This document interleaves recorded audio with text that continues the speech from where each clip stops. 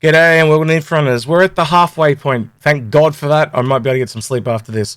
Origin Day, the one day I probably should have stayed in bed.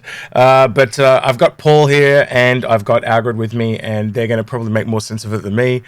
I got my favorite image in the background of the G12 from Origin, so I've pulled out all my favorite little things for Origin today. So yeah, but I'm a little ragged, and yeah, not my favorite manufacturer, I'm gonna be honest. But I know you guys have more love for it than I do, so we'll kick it off, and you guys can tell me your thoughts. So I think straight off the bat, we'll just go straight into the ships, huh?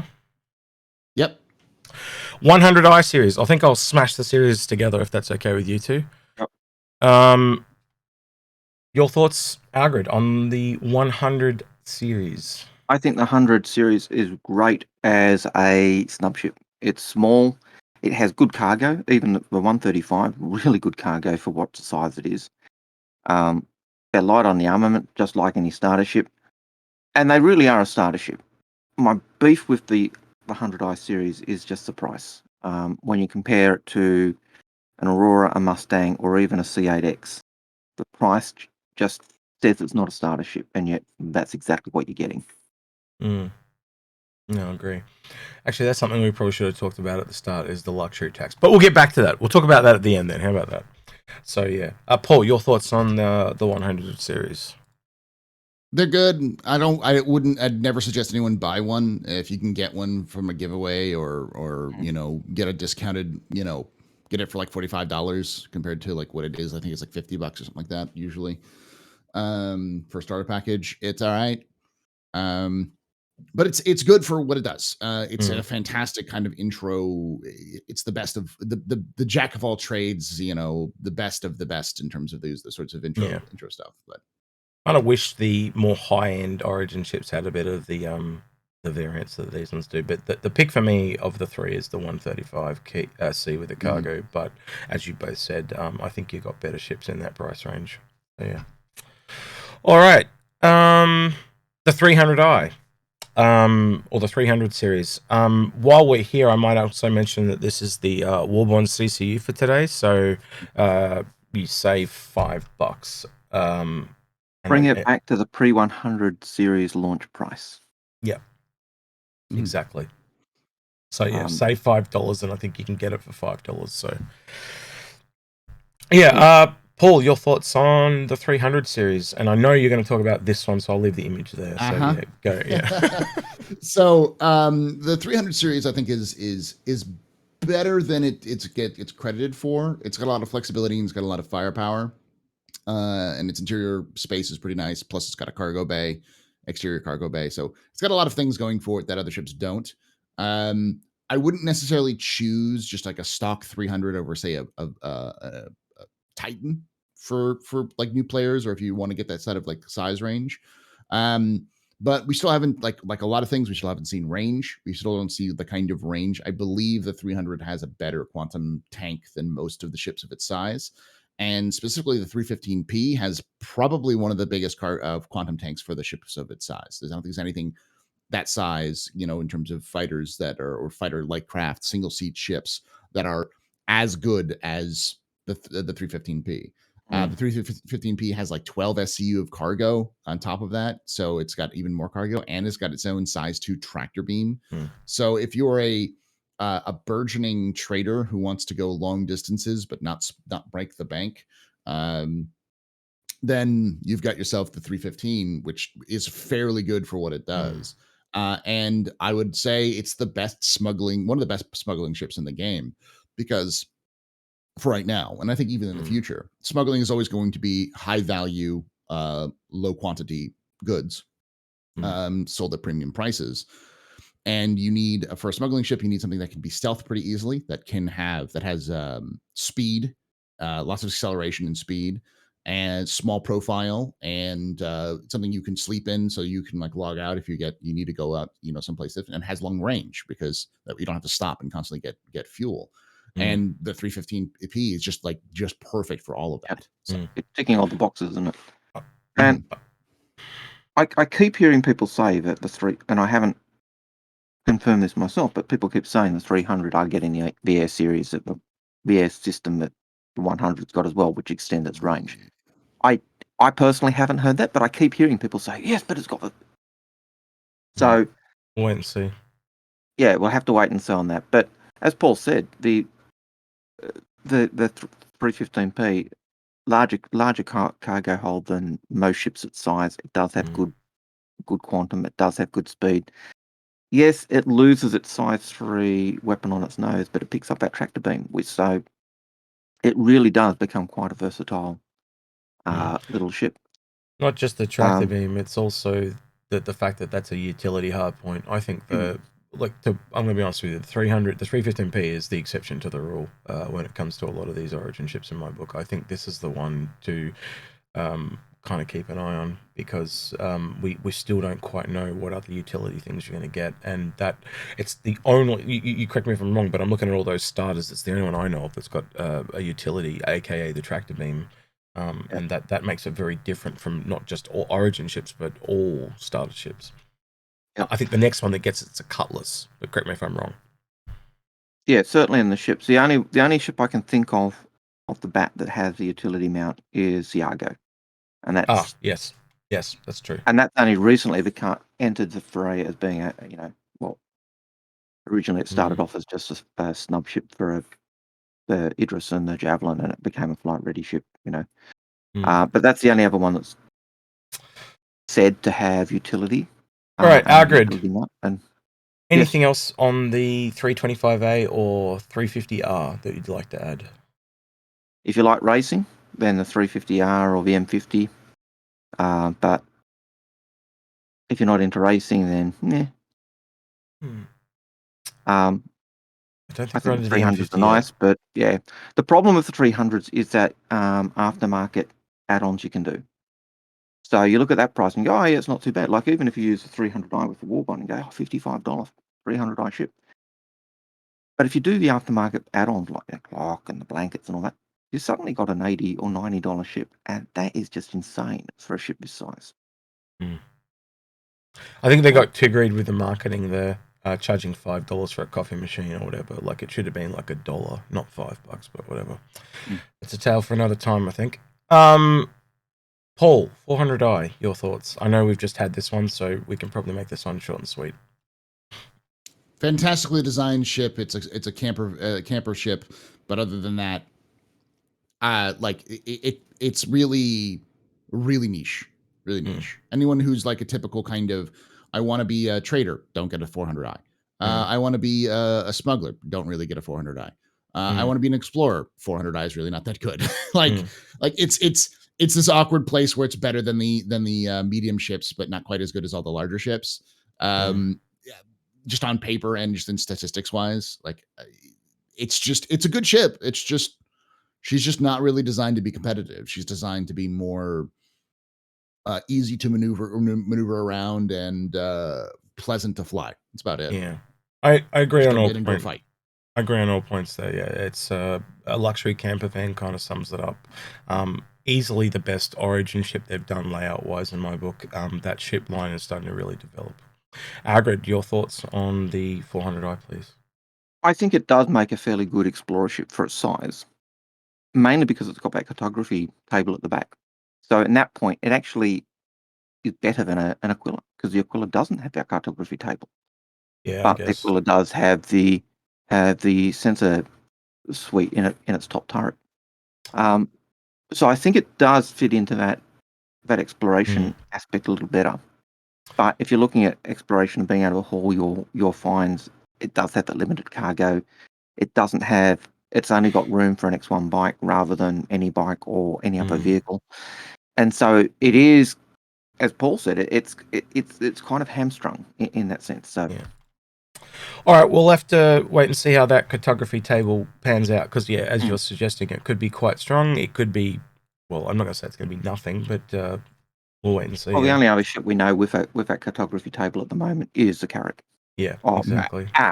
Carrack and up, so and the 600. All right, Algared, 600i, both variants, Explorer and Touring. I've always liked the outside look of the 600i, but I hate the interior. The Explorer, I think, because it's got that cartography table, does put it into good Explorer range, but it was originally sold as a Connie competitor, but it dwarfs a Connie. It's like twice the size of a Connie, effectively. It's multiple floors, and your crew quarters down the bottom are pretty crappy. Hopefully, when they do the rework, they get a few of those things sorted. So, Paul, your thoughts on the 600 rework? Yeah. Basically what Al said. It's a fantastic ship, especially the stats on the ship are just she's tough, she's rough. She's hard to bluff. Yeah. Just those guns, the shields, everything about it makes it like a nice tanky combat ship, ironically. Yep. It's just the inside is like the Starfarer. It's just dog poo poo. Yep. That's a really good reference, actually. It's like the Starfarer. It's got Starfarer syndrome. It's got Starfarer light syndrome, where the interior was designed poorly. And I think even CIG knows this, and I know they're going to go back and fix it. And just as a little bit of an aside, I really hope, because in lore, there is a 600i cargo variant, which was a stripped down, no frills 600i. That would be a cool remade. That'd be a cool thing always to see. I'd like to see that, like almost like a retired 600i that they revamp as a car. Oh, that'd be sick. Like a worn down Origin ship. That'd be amazing. I'd love that. Well, that's the thing, is that the 600i was originally a cargo ship, and then they took their old cargo ship and then made it a luxury ship. So it's originally what you're suggesting, Execute. Yeah. So I'd love to see older variants of the 600i, the cargo variant, come back. So I meant it. So I meant it as like someone has a 600i and it's like a second-hand one, and they've used it for 10 years or whatever, and so they strip it all down and then just basically. I reckon that'd be cool, like to see, like like it's worn down to a Drake level, but from what it used to be. That could be really interesting storyline-wise. I just thought that'd be kind of cool. Yeah. All right. Do we really want to comment on the 85X? One sentence each.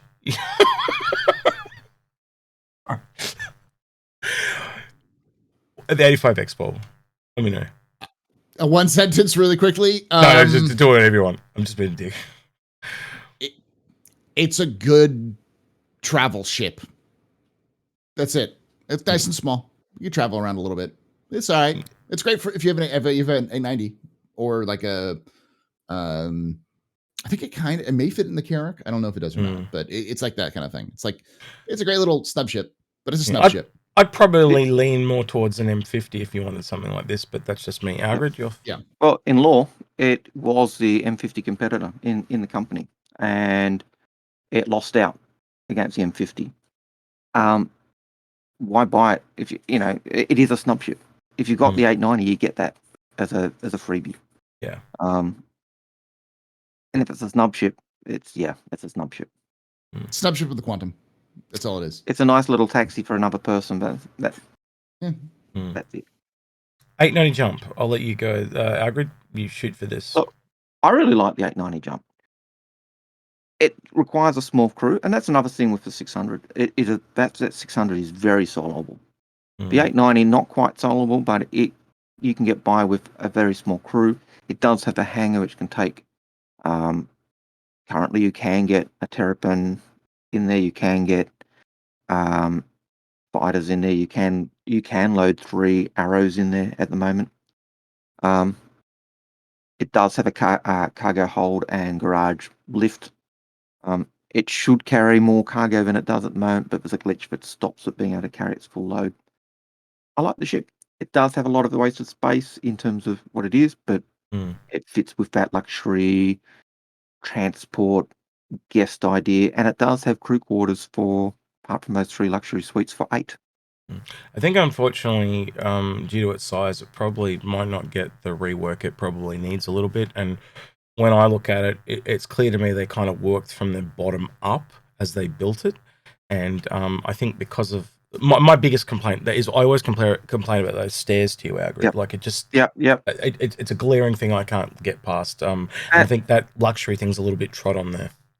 And when I look at the stairs, when you look at things like the 890, not the 890, the Phoenix, where they really made everything wider in that midsection to account for characters moving around, and you look at the crawl spaces in the MSR where they went to crouch spaces so that characters can get around. Those stairs kind of are the opposite. It's they feel tight. They don't feel luxurious. They don't feel grand. They feel squeeze up the stairs. And if I'm lucky, I don't fall off. Or if there's two of us, we have to, we don't have to shimmy past each other. So yeah, I agree with that. It's the one glaring thing I find with the 890. Yeah. Would have been nice if they kind of had that a little bit further down the ship pipeline, and I think this would have been just where it needed to be. But hopefully, in the interest of time, it gets a few corrections. Paul, your thoughts on the 890 jump? Okay, moving on. Right, that was short and sweet. Yeah, right. I like it. That's about it. It's a good ship, but it's still we've yet to see its potential in game. It's really Paul likes it because it's got a bar. Yeah. There, free drinks. I'll turn up. That's it. Right. The G12, Paul. Your thoughts on the G12? Oh, all right. This pros and cons to this one, honestly. The thing about the G12 is I think it's a good ship, a good vehicle. It's a good ground vehicle, but I think its problem is that it's too big. Like compared to like the Cyclone, which is much smaller than it. It could be the same speed as the Cyclone. We don't know yet. Yeah. But the Cyclone it at least has the size so it can fit in most ships. Like the G12 is about the same size as the Ursa. So only very specific ships can carry it, and those ships. If you, why would you choose this unless you want if you could have the Ursa? You can carry more people, more cargo, everything in it. And it's the thing for me, so it doesn't fit in a Connie. The thing for me is the thing for me is the closed cab. It's essentially a closed cab Cyclone. So on planets where you can't be outside in the environment, that's where this excels. And obviously, like you mentioned, it's kind of like that triangle thing or rock paper scissors. So basically, it's got if it has the speed of the Cyclone, but it's the size of the Ursa, but it's got a closed cab, it does have a place. And I think the default variant is the only one I'd even consider personally. Like you said, Paul, if you're firing your missiles and stuff like that, I don't think you'd be doing that on like a toxic atmosphere planet. You'd be more likely to be able to do that in just a standard Cyclone. So for me, the variant, if you were going to get it, would be just a standard G12. Algared, anything to add?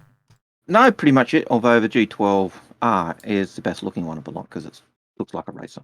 And I do like the wide chassis on it because it does give it that ability to be fast. And I think when we did our buyer's guide on it, that was one of the things we talked about, the wide chassis giving it stability for its height and everything else is going fast.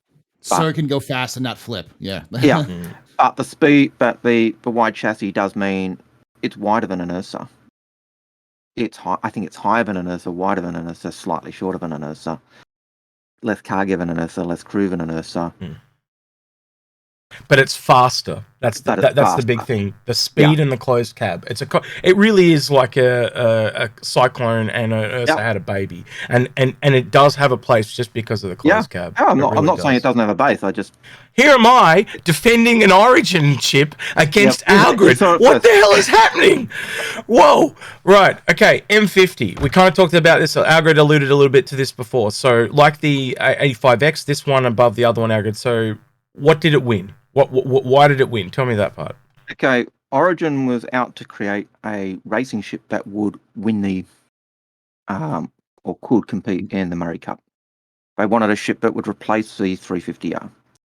And you see the old ad with Jax McCleary, the very first ad that he was in, and he says, "Hey, when you think of a racer, you don't think of a thing with a bed, and Origin have that, but now they've sent us an apology, and it's the M50." The M50 Racer is nice if you like racing. It is basically a light fighter. It's fast. It's nippy. It's certainly hard for bigger turrets to shoot or target, but once they do hit it, it goes. Okay, Paul, M50, just a racer or something else that we don't know about it? Actually, I can think of one thing. The engine swap thing that's coming. The engine swap thing, it's going to be the first test ground for modularity.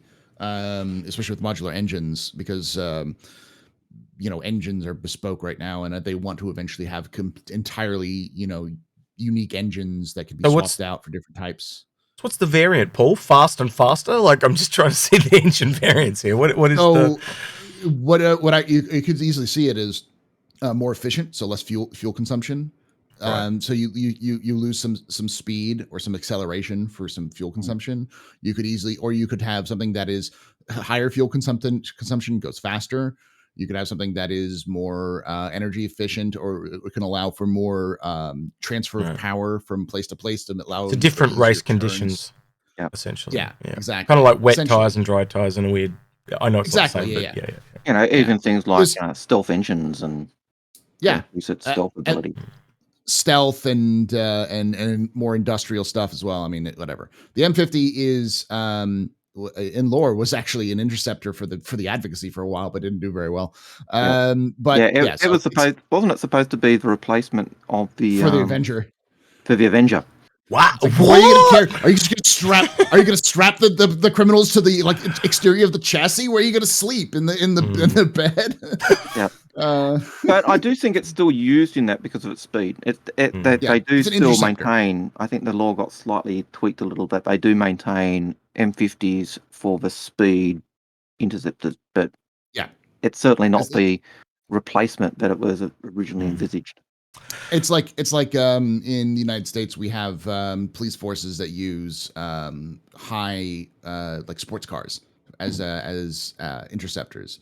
They're not really good, but because you still have other more traditional police cars, but they do have those more speed driven, the idea being more of a tuned to competition speed to catch criminals who are also tweaking out their own ships to make them faster. Same thing with this. It's the idea you'd have to really be in racing though, because it's exactly the same price as the Cutlass, so I can't recommend that. If you want to go fast, if you want to have speed, if you want to sit there and go, I am speed, then if you want to be scenic, then get an M50. Yeah, you get it in the game too. So finally, the X1 series. What are your guys' thoughts on this? Because can I just on the roadmap. Can I just say one shit take before we move forward with this one with the X1? It's Megatron. It's just a gun. It's just a gun. It does look like a gun. 80s cartoon. It does. It does look like a gun. I can see it, like the handle at the bottom. I've got the hand the wrong way, but you can see it when you go like that. Yeah. Paul's just ruined the image of the X1 for everyone now. Good. Now it's a gun. It's a gun. I'm kind of with what Algared said yesterday. I'd rather see the Ranger before this, just because we've already got all those other ones. But it's probably an easy knockoff for one person at CIG to do. And yeah, I think this is probably the one of the three. And it's been a while since I looked at these, so I'm probably going to butcher these. This one's got a gun. I believe this one's got a smaller gun. And this one is the racy one. Is that what it is? Or I've totally... this has a scanner, doesn't it? As well, or something? Yeah. So yeah, that's the one to go for. But for $10 and all you get is a bigger gun and a scanner. I struggle with that personally. So, it's still open canopy too, so you're still dealing with like with O2 issues. See, that would have really set it apart, wouldn't it? Is a bike that has a closed cab, so it's more like a pod. See, that could have been somewhere they could have gone. Pod racer would be nice, but I didn't think of that. Pod racer. I struggle with the X1. I've never really liked it. Like when they brought it out, they even sold it with those jackets that you'd say you had a guy with a backpack because it had no storage. The only value you've got for it now is it fits in a 400. That's it. Yeah. If you've got a 400 and you need a vehicle, you've got to get an X1 because they've made it so only an X1 fits. They gave it an exclusive... It is worse. Okay, it is worse than a Nomad, in my opinion. And you know what I think of a Nomad.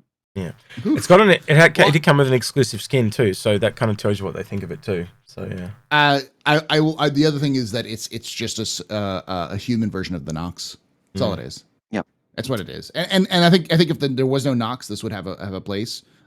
Slim, but still have a place. But the fact that there's a Nox, it's not really. It's a Nox with a nice scanner and bigger gun. That's about it. 2 new skins for the 400i today. Our black and blue skin. Beaten up black and blue skin for the 400i, and of course the polar skin, which I just find really unimpressed. But another skin, I guess, for people. It's a bit of lackluster for me because we've already got a whole bunch of other skins, and I think this is on par at best with some of the others for the 400i, but I prefer the other ones personally. But your guys' calls, what's your thoughts on the skins? Go on, Paul. Sorry. Oh, for the skins, they look all right. I like the blue and black skins all look like Nerf stuff. They look like padding, like sports padding equipment from like 90s television shows. Like you've seen Starship Troopers. Like I think that's the color scheme that the like Rico's team in Starship Troopers has. So like it looks a little weird. It looks a little retro, which is all right, but you know, and to each their own. But these skins aren't really worth the money, nor do I really like them as they stand. Those ones. The polar is nice though, I guess, but you know. Algared. A polar skin for a ship that's generally white. Yeah. Kind of sells itself, doesn't it? Yeah. Right. Oh, I better buy that white camo for my ship. All right. It already hides in the snow, you know.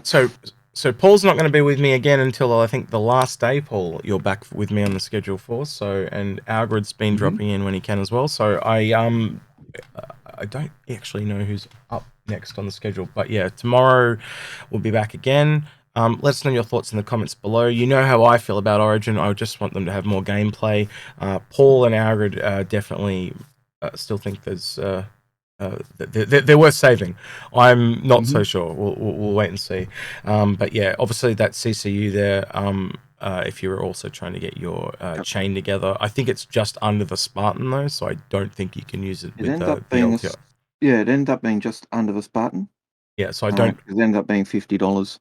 So it won't work with the LTA token for the sale.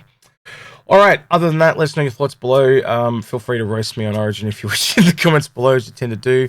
Like this video if you like this type of content. Dislike it if you dislike it. Subscribe if you like this content. And yeah, if you want to help us out more on Patreon, it helps us with gear and stuff. I know Paul's got a bunch of new gear recently. I've got something this year as well. And me and Algared are still waiting on some other stuff coming as well. So that's all been great. Thank you very much. With that, we'll catch you tomorrow and we'll see you in the next one. He's been Paul. He's been Algared, and I've been Execute or Astropub. Sorry, Paul. I'm really bad at that. The Astropub works too. Oh, I gotta say, tired. I'm going back to bed.